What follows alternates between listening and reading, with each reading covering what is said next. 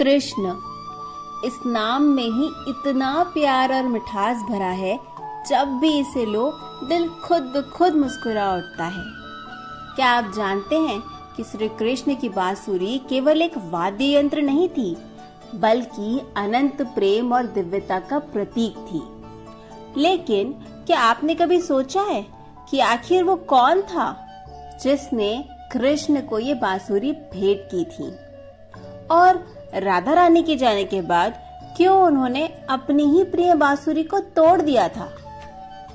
सिर्फ इतना ही नहीं, एक साधारण ग्वाले के रूप में भगवान विष्णु ने कैसे ब्रह्मा जी को अपनी महिमा का एहसास कराया, इसका किस्सा उतना ही चौंकाने वाला है। और क्या आपको पता है कि कृष्ण जितना माखन खाते थे, उसका एक बहुत बड़ा हिस्सा बंदरों को देते थे? आखिर ऐसा क्यों? आज हम आपको श्री कृष्ण के जीवन से जुड़े ऐसे अनसुने और रोमांचक किस्से सुनाने जा रहे हैं, जो उनके व्यक्तित्व को एक नई दृष्टि से प्रस्तुत करेंगे। चाहे वो माखन चोर की कहानी हो या गुरु को दी गई अनोखी गुरु दक्षिणा, ये वीडियो आपको श्री कृष्ण की बांसुरी, उनके अनोखे प्रेम और अद्वितीय जीवन की छवि से परिचित कराएगी, जिसे आपने पहले कभी नहीं सुना होगा। इन किस्सों में छिपी गहरी सीख और प्रेम की अद्भुत ध्वनि को जानने के लिए हमारे साथ इस यात्रा पर चलिए। आगे बढ़ने से पहले आई रिक्वेस्ट कि अगर आप इस चैनल पर नए आए हैं तो प्लीज चैनल को सब्सक्राइब कर लीजिए और बेल आइकन को प्रेस करना बिल्कुल भी मत भूलिएगा। तो चलिए इस वीडियो की शुरुआत कर लेते हैं।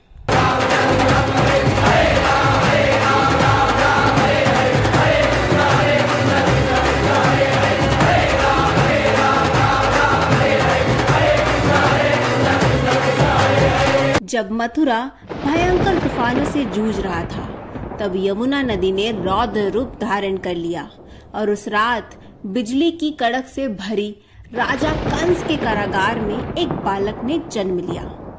ऊंची ऊंची लहरों और भारी बारिश के बीच उनके पिता अपने नवजात शिशु को टोकरी में लेकर बिना रुके आगे बढ़ रहे थे। उस नवजात शिशु के पास ऐसी कोई दिव्य शक्ति थी कि यमुना नदी का प्रवाह भी उन्हें नहीं रोक सका। एक भी लहर उसके सिर तक नहीं पहुंच पा रही थी। बारिश की एक भी बूंद उस पर नहीं गिरी थी, क्योंकि शेषनाग स्वयं उसकी रक्षा कर रहे थे। जब वह यमुना नदी पार करके अपने मित्र नंद के घर पहुंचे, तो उन्होंने उस बालक को उन्हें सौंप दिया और इस तरह श्री कृष्ण गोकुल आए, जिस दिन को हम जन्माष्टमी के रूप में मनाते हैं। कहा जाता है कि श्री कृष्ण की बांसुरी प्रेम की ध्वनि थी। जब भी वे बांसुरी बजाते थे तो इंसान, जानवर, पेड़ पौधे, पूरी दुनिया उस ध्वनि से मंत्रमुग्ध हो जाती थी। एक पौराणिक कथाओं के अनुसार द्वापर युग में जब भगवान कृष्ण का जन्म हुआ था, सब लोग तब नंद बाबा के घर बधाई देने गए। सिर्फ नगरवासी ही नहीं, बल्कि ऋषि, मुनि और देवता भी कृष्ण जन्म की खबर मिलते ही नंद बाबा के घर बधाई देने पहुंचने लगे। बधाई की परंपरा के अनुसार सभी लोग बाल कृष्ण के लिए कुछ न कुछ उपहार लाए थे। भगवान शंकर भी हिमालय की गोद में बैठकर ये सब देख रहे थे। भोले शंकर ने देखा तो सोचा कि उन्हें भी कुछ न कुछ लेकर ही जाना चाहिए, लेकिन वो कुछ ऐसा ले जाना चाहते थे जो बालक कृष्ण हमेशा अपने साथ रखे।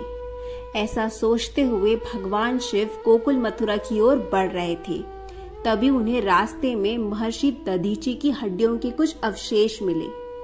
महर्षि दधीची वो एक महान ऋषि थे, जिन्होंने राक्षसों के विनाश के लिए अपने शरीर को दान कर दिया था। उनकी हड्डियों से सारंग, पिनाक और गांडिव नामक 3 धनुष और एक व्रज बनाया गया था। भगवान शिव ने हड्डी के एक टुकड़े को उठाया और माया से अनुपम बांसुरी तैयार की। इसके बाद वे नंद बाबा के घर गए और उन्हें ये बांसुरी भेंट करी।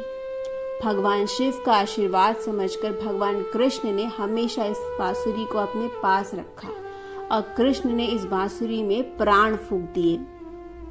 जिससे जब भी वे बांसुरी की ध्वनि निकलती तो वो मामूली वाद्य यंत्र की ध्वनि नहीं बल्कि एक दिव्य वाणी थी। वो वाणी इतनी मधुर थी कि न केवल गोपियां बल्कि प्रकृति के कण कण में उसकी गूंज सुनाई देती थी।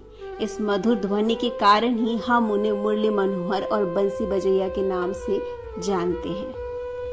कहते हैं श्री कृष्ण हमेशा अपनी बांसुरी अपने पास रखते थे और इसी वजह से राधा रानी और बाकी गोपियां उस बांसुरी से ईर्ष्या करती थी। लेकिन राधा के बिना कृष्ण की बांसुरी का कोई मूल्य नहीं था। एक कथा के अनुसार जब राधा रानी के देह त्यागने का समय आया तो उन्होंने श्री कृष्ण से एक बार फिर अपनी प्रिय बांसुरी बजाने को कहा।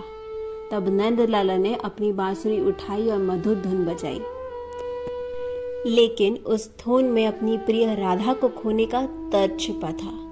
इसीलिए राधा रानी के जाने के बाद श्री कृष्ण ने अपनी बांसुरी तोड़कर यमुना के किनारे छोड़ दी थी। कुछ लोगों का मानना है कि धरती पे पड़े टुकड़े खुद ही बह गए, कुछ का मानना है कि वो यमुना के साथ बह गए। लेकिन आज भी जब भी श्री कृष्ण का नाम आता है तो उनकी बांसुरी उनके नाम के साथ बजती है। कहते हैं कि श्री कृष्ण और राधा का प्रेम ऐसा प्रेम था जिसे कोई नहीं समझ पाया। आप लोगों ने कृष्ण जी के बारे में सुना होगा कि वो माखन चोर थे, है ना? अपने सब ग्वाले दोस्तों के साथ मक्खन चुराते थे। सब दोस्त मिलकर मक्खन खाते थे।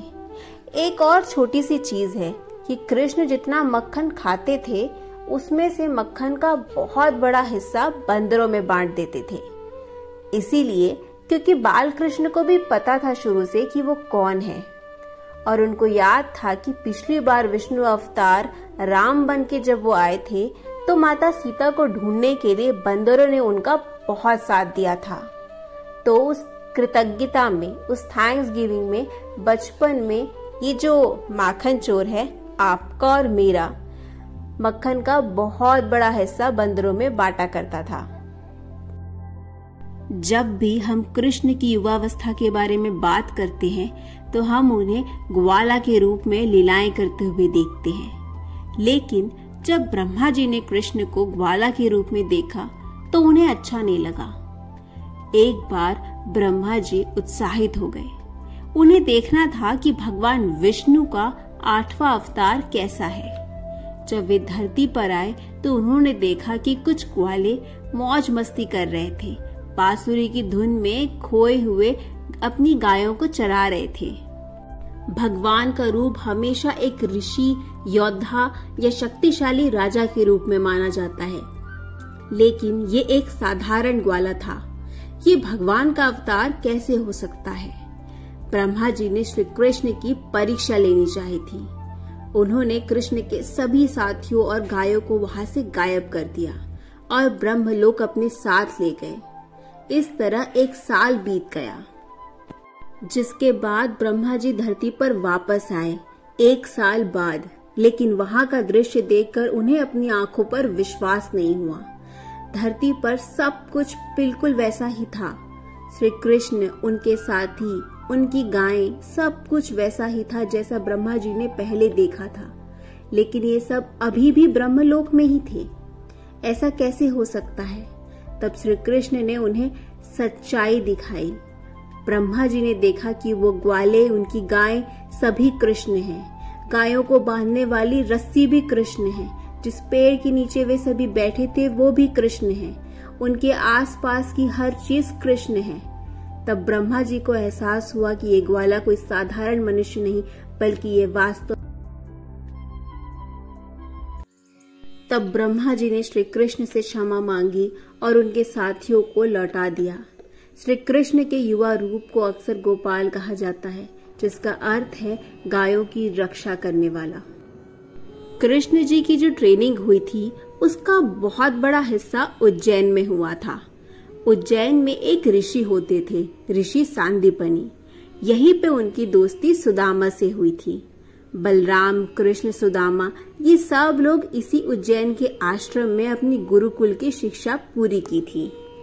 श्री कृष्ण अपनी शिक्षा पूरी होने से पहले अपने गुरु ऋषि सांदीपनि के पास गए और बोले, आप मुझसे गुरु दक्षिणा मांगिए।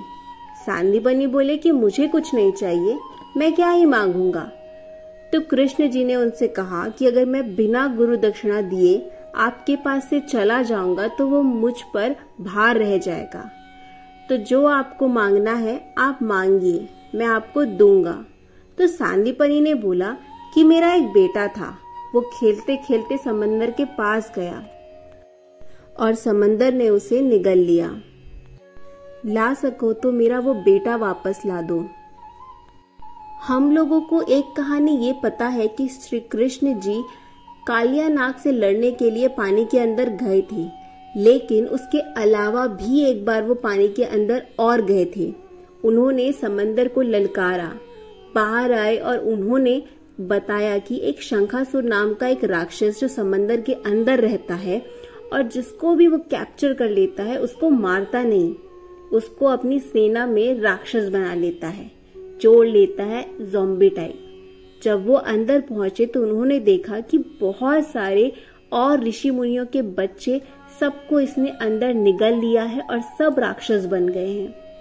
तब वो अंदर जाकर शंखासुर से लड़कर ऋषि सांदीपनी के बेटे को वापस लाए और गुरु दक्षिणा के तौर पर भेंट दी।